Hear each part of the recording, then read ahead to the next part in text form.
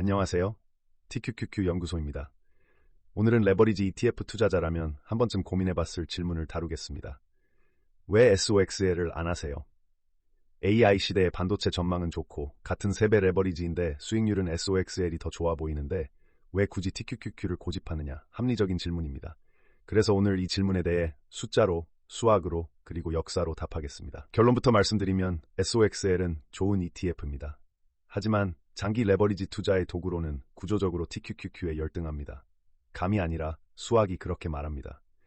오늘 영상을 끝까지 보시면 레버리지 ETF를 고를 때 수익률만 보면 안 되는 이유, 그리고 어떤 숫자를 봐야 하는지를 정확히 아시게 됩니다. 먼저 SOXL의 매력을 충분히 인정하고 시작합시다. 공정하게 가겠습니다. SOXL의 최근 1년 수익률 157.8%, 같은 기간 TQQQ는 49.7%입니다. 거의 3배 차이죠. 10년 연평균 수익률을 봐도 SOXL이 48.8%로 TQQQ의 39.9%를 앞섭니다. 수치만 보면 SOXL이 압도적으로 보입니다. 그리고 반도체라는 산업 자체의 전망. 지금 세상의 모든 혁신은 반도체 위에서 돌아갑니다. AI, 자율주행, 클라우드, 로봇, 전기차.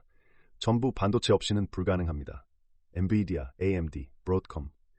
이 회사들이 지금 세계에서 가장 중요한 기업들이라는데 이견을 다는 사람은 거의 없습니다. 여기에 3배 레버리지까지 걸 수 있다? SOXL에 끌리는 건 당연합니다. 저도 이해합니다. 그런데 여기서 한 가지 질문을 드리겠습니다. 방금 제가 말씀드린 1년 수익률 158%, 10년 연평균 49%. 이 숫자들만 보고 투자를 결정하셔도 되는 걸까요? 레버리지 ETF에서 수익률만 보는 건 자동차를 살 때 최고 속도만 보는 것 같습니다. 최고 속도 300km? 멋있죠? 근데 브레이크가 제대로 작동하는지, 코너링에서 뒤집어지진 않는지, 연비는 어떤지, 이런 걸 안 보고 차를 사는 사람은 없습니다. 레버리지 ETF도 마찬가지입니다. 수익률 뒤에 숨어있는 구조적 특성을 반드시 봐야 합니다.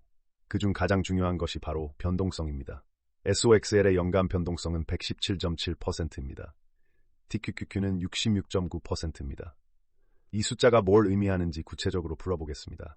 변동성 117.7%라는 건 1년 동안 SOXL의 가격이 평균적으로 위아래로 117.7% 범위를 왔다 갔다 한다는 뜻입니다. 100만 원을 넣으면 1년 안에 218만 원이 될 수도 있고 거의 0에 가까워질 수도 있다는 겁니다. 매일매일이 롤러코스터입니다. TQQQ의 66.9%도 높은 편이지만 SOXL의 117.7%와는 차원이 다릅니다. 왜 이렇게 차이가 날까요? 이유는 간단합니다. 레버리지는 기초지수의 변동성을 증폭시킵니다. SOXL의 기초지수인 SOXX, 반도체 ETF의 변동성은 39.5%입니다. TQQQ의 기초지수인 QQQ, 나스닥 100의 변동성은 22.5%입니다. 기초지수 자체가 이미 1.7배 차이가 나는데 여기에 3배 레버리지를 곱하면 격차는 더 벌어집니다. 그런데 여기서 핵심적인 질문이 하나 더 있습니다. 변동성이 높으면 왜 문제일까요? 변동성이 크면 크게 벌 수도 있는 거 아닌가? 맞습니다. 단기적으로는 그렇습니다. 하지만 장기적으로는 변동성 자체가 수익을 갉아먹습니다. 이것을 변동성 끌림, 영어로 volatility drag라고 합니다. 변동성 끌림. 이게 레버리지 ETF의 장기 수익을 결정하는 가장 중요한 개념입니다. 수학으로 정확히 설명하겠습니다. 간단하게 정리하면 이렇습니다. 레버리지 ETF에서 기대 수익은 레버리지 배수에 비례해서 선형적으로 커집니다. 3배 레버리지면 수익도 3배. 여기까진 좋습니다. 문제는 변동성 끌림입니다. 이건 레버리지의 제곱에 비례합니다. 3배 레버리지를 걸면 수익은 3배지만 변동성 끌림은 9배가 됩니다. 수익은 선형, 끌림은 제곱. 이 비대칭이 장기 레버리지의 본질입니다. 결과적으로 SOXL의 변동성 끌림은 연 약 70%입니다. TQQQ는 약 23%입니다. 3배 차이. 같은 3배 레버리지인데 기초지수의 변동성이 높다는 이유만으로 SOXL은 매년 TQQQ보다 47%포인트 더 많은 수익을 변동성에 갉아먹힙니다. 이게 추상적으로 들릴 수 있으니 실제 데이터로 보여드리겠습니다. SOXL은 3배 레버리지입니다. 이론적으로는 SOXX 수익률의 3배를 줘야 합니다. 하지만 실제로는 SOXX 수익률의 약 1.5배밖에 실현하지 못합니다. 반면 TQQQ는 QQQ 수익률의 약 1.9배를 실현합니다. 둘 다 이름은 3배인데 실질적으로 SOXL은 1.5배, TQQQ는 1.9배입니다. 더 충격적인 숫자가 있습니다. SOXL의 10년 평균 연간 DK, 즉 매년 변동성 때문에 잠식당하는 수익은 마이너스 12.25%입니다. 매년 12%씩 시장에 세금을 내는 겁니다. 아무것도 안 해도 보유하는 것만으로 연 12%가 증발합니다. 그래도 10년 수익률이 SOXL이 더 높지 않느냐고 반문하실 수 있습니다. 맞습니다. 10년 연평균 수익률은 SOXL이 48.8%, TQQQ가 39.9%입니다. 그럼 결국 SOXL이 이기는 거 아닌가? 여기서 매우 중요한 데이터 하나를 보여드리겠습니다. 5년 전에 $1,000를 각각 투자했다면 어떻게 됐을까요? TQQQ에 넣은 $1,000는 2,564달러가 됩니다. SOXL에 넣은 $1,000는 1,427달러가 됩니다. TQQQ가 80% 더 벌었습니다. 잠깐, 이상하지 않습니까? 반도체가 AI 붐으로 폭등한 기간인데 SOXL이 TQQQ에 졌다고요? 네, 졌습니다. 이유가 바로 변동성 끌림입니다. 이 5년 안에는 2022년 베어마켓이 포함되어 있습니다. SOXL은 2022년 한 해에 마이너스 85.67%를 기록했습니다. TQQQ는 마이너스 79.68%였습니다. 둘 다 처참하지만 이 6%포인트 차이가 회복 과정에서 어마어마한 차이를 만들어냅니다. 왜냐하면 하락과 회복의 수학은 비대칭적이기 때문입니다. 마이너스 50%가 되면 원점 회복에 플러스 100%가 필요합니다. 마이너스 80%가 되면 플러스 400%가 필요합니다. 마이너스 90%가 되면 플러스 900%가 필요합니다. SOXL의 역대 최대 낙폭은 마이너스 90.46%입니다. 2022년 10월에 기록했습니다. 원점 회복에 900% 이상의 수익이 필요한 겁니다. TQQQ의 역대 최대 낙폭은 마이너스 81.66%입니다. 이것도 끔찍하지만 원점 회복에 필요한 수익은 455%입니다.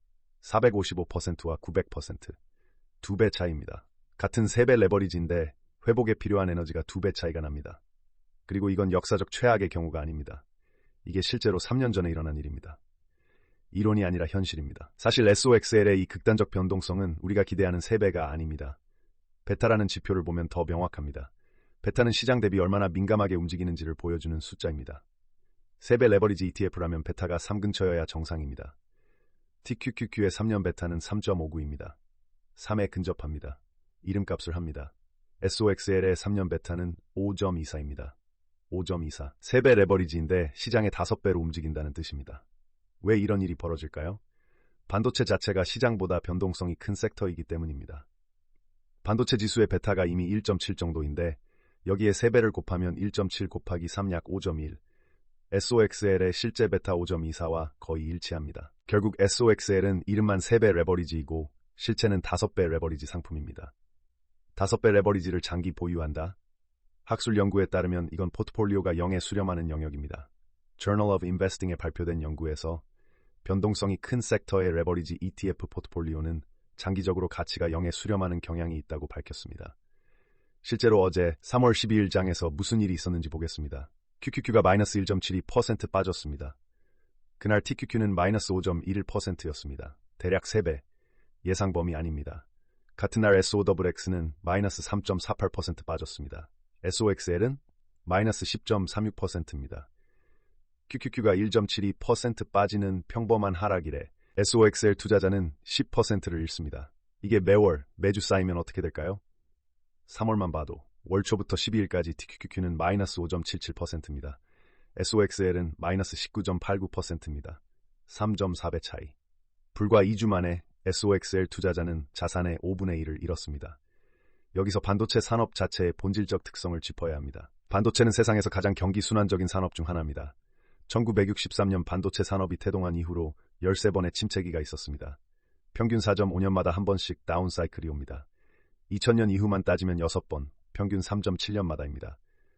닷컴 버블 때는 반도체 지수가 60에서 70% 급락했습니다. 2008년 금융위기 때도 비슷했습니다. 2018년 4분기 미중 무역전쟁과 금리 인상으로 반도체가 급락했을 때 SOXL은 불과 3개월 만에 반토막 이상 났습니다. 그리고 2022년 인플레이션과 금리 인상의 직격탄을 맞은 반도체는 SOXX 기준 마이너스 35%를 기록했고 SOXL은 마이너스 85.67%를 기록했습니다. 3배 레버리지의 현실입니다. AI 시대니까 이번은 다르다 이런 말씀을 하실 수 있습니다. 하지만 역사적으로 이번은 다르다는 가장 비싼 네 단어입니다. 반도체 산업의 사이클은 AI와 무관합니다. AI가 구조적으로 반도체 수요를 키우는 건 맞습니다. 하지만 사이클을 만드는 건 수요가 아니라 수요와 공급의 불일치입니다. 지금 AI 반도체 수요가 폭발하고 있습니다. 그래서 모든 반도체 회사가 설비를 확장합니다. TSMC는 미국에 공장을 짓고 삼성은 텍사스에 투자하고 인텔은 구조조정하면서도 파운드리 사업에 올인합니다. 이 설비들이 가동되기 시작하면 공급 과잉이 옵니다. 수요 증가 속도가 공급 증가 속도를 못 따라가는 순간 사이클은 꺾입니다. 이건 반도체 산업의 본질입니다. 1963년부터 단 한 번도 예외 없이 반복되어 온 패턴입니다. AI가 이 패턴을 깰 거라고 확신하는 건 과거 65년의 역사를 무시하는 겁니다. 그리고 반도체 다운사이클은 일반적인 시장 하락과 다릅니다. 더 깊고 더 가파릅니다. 다운사이클의 평균 하락폭이 반도체 매출 기준 마이너스 8%, 반도체 장비 기준 마이너스 21%입니다. 이 하락의 3배 레버리지를 곱하면 3에서 4년마다 마이너스 50%에서 마이너스 90%의 낙폭을 경험할 수 있다는 뜻입니다. 장기 투자에서 3에서 4년마다 자산의 대부분을 잃을 수 있는 상품을 들고 갈 수 있습니까? 반면 TQQQ가 추종하는 나스닥 100은 구조적으로 다릅니다. 나스닥 100은 반도체만 들어있는 게 아닙니다. 섹터 구성을 보겠습니다. 테크놀로지 50%, 커뮤니케이션 서비스 16.4%, 소비재 12.5%, 생활필수품 8.6%, 헬스케어 5.3%, 산업재 3.4%, 기타 유틸리티, 에너지까지 최소 6개 이상의 섹터에 분산되어 있습니다. 종목 수도 다릅니다. SOXL의 기초지수에는 약 44개 종목만 들어있습니다. 반도체 회사들만. 반면 나스닥 100에는 이름 그대로 100개 이상의 종목이 있습니다. 이 차이가 왜 중요한지 구체적으로 보겠습니다. 2022년 반도체가 무너질 때 나스닥 100에서는 어떤 일이 벌어졌을까요? 반도체 종목들이 빠지는 동안 커스트코 같은 소비 방어주는 상대적으로 선방했습니다. 에임젠 같은 헬스케어 종목도 덜 빠졌습니다. 통신 인프라 회사들도 반도체만큼 깊이 빠지지는 않았습니다. 이게 분산의 힘입니다. 한 섹터가 무너져도 다른 섹터가 바닥을 잡아줍니다. 하방을 제한해줍니다. 절대적인 방어는 아니지만 낙폭의 깊이를 줄여줍니다. SOXL은 이런 보호장치가 전무합니다. 100% 반도체입니다. 반도체가 빠지면 빠진 만큼, 아니 그보다 더 깊이 빠집니다. 방어해줄 섹터가 없습니다. 나스닥 100의 또 다른 강점은 자정작용입니다. 나스닥 100은 매년 리밸런싱을 합니다. 성과가 부진한 종목은 빠지고 새로 떠오르는 혁신 기업이 들어옵니다. 10년 전 나스닥 100과 지금의 나스닥 100은 구성이 상당히 다릅니다. 자연스럽게 혁신의 최전선에 있는 기업들로 갱신됩니다. 반면 반도체 지수는 반도체 회사만 들어갑니다. 반도체 산업 자체가 어려워지면 지수 전체가 어려워집니다. 탈출구가 없습니다. 유동성 관점도 무시할 수 없습니다. 장기 투자라면 매매할 때마다 발생하는 비용이 쌓입니다. TQQQ의 순자산, AUM은 273억 달러입니다. SOXL은 119억 달러입니다. TQQQ가 2.3배 큽니다. AUM이 크다는 건 거래량이 많다는 뜻이고, 거래량이 많다는 건 매수 호가와 매도 호가의 차이, 즉 스프레드가 좁다는 뜻입니다. 스프레드가 좁으면 매 거래마다 손실이 적습니다. 1년에 10번 매매한다고 해봅시다. 매 거래마다 스프레드 차이로 0.01%를 더 잃는다면 10년이니 1%가 됩니다. 1%가 별거 아닌 것 같지만 복리로 쌓이면 10년 뒤 최종 자산에 의미 있는 차이를 만듭니다. 특히 우리처럼 시그널에 따라 TQQQ와 GLD를 스위칭하는 전략에서는 매매 횟수가 적지 않기 때문에 유동성이 더 중요합니다. 이제 가장 중요한 부분입니다. 우리 전략과의 궁합. 저희 TQQQ 연구소의 전략은 QQQ의 200일 이동평균선을 기준으로 TQQQ와 GLD를 전환합니다. 세부 사항은 앞으로 차근차근 공개하겠지만 핵심 원리는 이렇습니다. QQQ가 200일선 위에 있으면 상승 추세로 판단하고 TQQQ를 보유합니다. 200일선을 하회하면 하락 추세로 판단하고 안전자산인 GLD로 전환합니다. 과거 백테스트 결과가 항상 미래를 보장하지는 않지만 2016년부터 2025년까지 10년간 이 전략의 백테스트 결과를 보면 TQQQ 단순 매수 후 보유는 KGR 38.3%, 최대 낙폭 마이너스 81.66%, 커머 비율 0.47이었습니다. 전략을 적용하면 CAGR 60.3%, 최대 낙폭 마이너스 38.9%, 커머 비율 1.5입니다. 수익률은 1.6배 높이면서 최대 낙폭은 절반으로 줄인 겁니다. 그럼 이 전략을 SOXL에도 적용할 수 있지 않을까? 이 질문에 답하겠습니다. 결론부터 말하면 구조적으로 어렵습니다. 이유는 3가지입니다. 첫째, 시그널 불일치.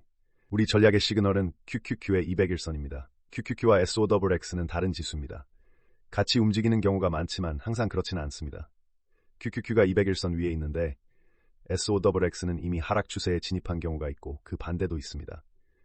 QQQ 시그널로 SOXL을 운용하면 타이밍이 안 맞습니다. 둘째, 그러면 SOXX 자체의 200일선을 쓰면 되지 않느냐? 문제는 SOXX의 변동성이 너무 크다는 겁니다. 변동성이 큰 자산은 이동평균선을 자주 상하로 넘나듭니다. 이걸 휩소라고 합니다. 올라갔다 내려갔다를 반복하면서 매번 매수 매도를 하게 되면 수수료와 슬리피지로 수익이 갉아먹힙니다. 가짜 시그널에 속아서 사고팔기를 반복하는 겁니다. 셋째, 반도체 다운사이클의 타이밍. 반도체 산업의 하락은 시장 전체의 하락과 타이밍이 다를 수 있습니다. 2018년 4분기를 보면 S&P 500이 본격적으로 빠지기 전에 반도체가 먼저 무너졌습니다. 반대로 반도체가 먼저 회복하는 경우도 있습니다. 이런 시차 때문에 시장 전체의 추세 추종 시그널로 반도체 레버리지를 운용하는 건 위험합니다. 결론적으로 우리 전략은 TQQQ를 위해 설계되었고 TQQQ에서 최적으로 작동합니다. SOXL에 같은 전략을 적용하면 시그널 정확도가 떨어지고 리스크 관리가 제대로 되지 않습니다. 정리하겠습니다. SOXL은 나쁜 ETF가 아닙니다. 반도체 단기 모멘텀을 잡는 트레이딩 도구로는 강력합니다. AI 수혜 테마에 공격적으로 베팅하고 싶은 분들에게 단기적으로는 좋은 선택이 될 수 있습니다. 하지만 우리가 하려는 건 트레이딩이 아닙니다. 장기 투자입니다. 시스템으로 리스크를 관리하면서 복리의 힘으로 자산을 불려가는 것입니다. 장기 레버리지 투자에서 가장 중요한 건 수익률이 아닙니다. 생존입니다. 마이너스 90%를 맞으면 아무리 좋은 전략도 소용없습니다.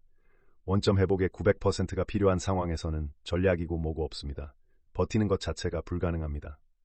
TQQQ는 이 생존의 조건을 충족합니다. 변동성이 상대적으로 낮고 섹터가 분산되어 있고 유동성이 풍부하고 무엇보다 우리 전략이 최적화되어 있습니다. 200일선 전략으로 최대 낙폭을 마이너스 38.9%로 제한하면서도 CAGR 60.3%를 달성한 것. 과거 결과가 미래를 보장하진 않지만 이 숫자가 왜 TQQQ를 선택했는지의 근거입니다. AI 시대니까 반도체라는 논리는 맞습니다. 반도체의 미래는 밝습니다. 하지만 반도체니까 3배 레버리지 장기 보유는 수학적으로 틀립니다. 레버리지의 진짜 적은 하락이 아닙니다. 변동성입니다. 그리고 반도체는 모든 섹터 중 변동성이 가장 극단적인 산업입니다. 우리는 숫자로 투자합니다. 감으로 투자하지 않습니다. 그리고 숫자는 말합니다. 장기 레버리지 투자의 최적 도구는 TQQQ겠습니다.